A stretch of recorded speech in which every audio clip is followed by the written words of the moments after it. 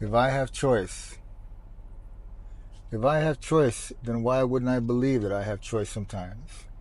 Why would I believe that choice is not really a matter of choice, but a matter of will? If I have the will to have choice, then if the will that I have is a choice that I choose. But if I'm a man who can't have his own will, then how would I know if I choose right whenever I choose? If choice is what is important for someone to be sober, if choice is what is important for sobriety to take hold, if choice is what's important for recovery to be what someone says is I'll do every day because that's what I choose, then if an addict who has an addiction of the worst kind, who loses everything, is on the street, is an addict who has no choice except to live on the street, they still choose to use and they still choose to get high. And that choice that they choose is the thing that lets them live the lie. That addiction is something that leaves them to be people without choice and worthless to anyone that might see. A person who has choice, even the choice to do wrong, is a person who has a will that is still strong. And an addict who is on the street with nothing to eat but still chooses to get high is no weaker than the most meek. There is no one that will look at an addict who has nothing, who barely can walk or barely can talk or barely can stand or barely can seem to be even mentally there even a little bit, and they're unclean, and say that that person has a hopeful life ahead, is a person that can live better, is a person that doesn't have to die and be dead from their addiction because they are not someone who will be able to live. People will look at a person like that and say they're a waste of life. What gives? What gives is you, the person who looks at them like that and thinks that's true. What gives is you, the person that doesn't choose to even say with words, you're a life that matters, sir, madam, you're a life that doesn't have to die, you're a life that can absorb a better type of living, a better type of giving a shit about what you do each day, because you're a life worth giving a shit about, and I give a shit about you by not saying to you, you're a worthless life. What gives? And you give a person like that a chance to believe, even somewhat that they couldn't even believe, would even see that they're a life worth giving a shit about. Hope that maybe it's true when they sleep at night and they believe out loud. They believe in their dreams. They believe in the morning when they first wake up, maybe that maybe today they can do it. Maybe today they can rule it. Maybe today they can will themselves to a better choice and live a life that's better, a life that walks, and a life that seeks a better life, because they talk to others who say, I want to not get high.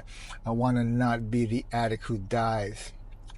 Maybe that little bit will get them to walk across the street to a place that offers services that can help them to compete better with themselves, that live in a life better, so they can compete the lesser part of them away. You have to beat that part of you that wants you to get high. You have to beat that part of you that wants to lie. You have to beat that part of you that wants to continue the lie that you're okay enough to keep getting high. You can walk through some doors and you go to a desk and you can talk to a lady or a guy that may say you need some rest, or they may say, hey, what do you need? Or they may not know anything at all, and maybe they'll be like, what do you need? What can I help you with? But you have to try. If you're at a desk and they don't know a thing about what it is your lie is today, because you want to get high, but you're there for a reason, and they're like, what do you need? You got to persist. You can't give up. You got to say, can you make a call? You got to cry in front of them and say, I can't take this at all.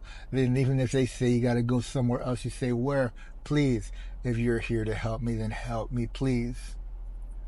You can do it at any place that offers services like that. You can do it any day. That's a fact.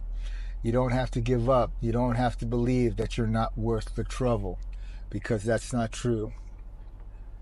If you're an addict who cares about your life, then you're an addict who's not going to die. If you're an addict who doesn't care about other lives, then you're an addict who's soon not going to care about your life, and you're going to die. You're going to give up your life, and your loved ones are going to care. Your loved ones are going to cry, and your loved ones are going to stare into your grave and wonder, why the hell did you die? What did we do wrong? Why didn't we save your life? And it's a horrible way to die. It's a horrible story to tell, that you had a loved one that died and you couldn't save them, or even say, well, I tried a little bit more. I tried to give them a call. I tried to check on them, but they died. It's not your fault that they die, but you can help. If you're a loved one that has a loved one, you can call and you can tell. You can tell them, I know that you pissed me off. I know that you made me mad. I know that I don't want to talk to you. I know that you've been bad. I know that you were no one that I want to respect. And I know that I don't want you to have any influence in any decision I might get to make in my life, because you suck at living life and I ain't interested in you being in my life. But when they die, you're going to feel the pain. You're going to feel the pain of them being dead. And that's not something you want to feel in vain. You don't want to feel that ever at all. You want them to die a long time from now. And that's the call that God gives for them when they don't try. If they don't try, they'll die early. But if they try and you try too, they're going to live a longer life. And that's the truth, and that's a fact. If you believe that that's not a lie. God doesn't want addicts to die, and God doesn't want loved ones to stay apart. And one or the other or both cry, wondering if the other one is okay or not. God doesn't want that kind of shit at all to happen to the ones that love addicts, who talk to others, and who talk maybe well, maybe they don't talk well, but they talk to sell the idea that life is better, who care about themselves. If you care about others, you care about yourself too. If you care about yourself, then you're someone God needs, because God needs those addicts who don't want to bleed and don't want their other addict friends or loved ones to bleed too. He wants them to help those to live and to be the guiding lights and to be the inspiration others see, the ones who know that it can be true, they can be free.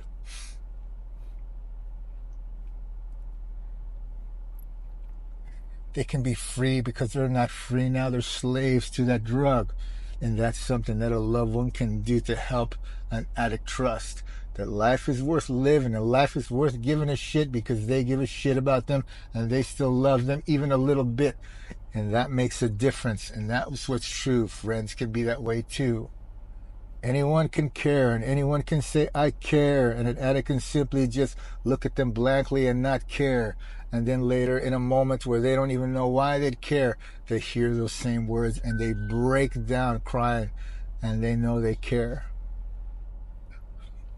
So if you're an addict who needs help, go get it. If you're an addict who wants to die, don't die, try.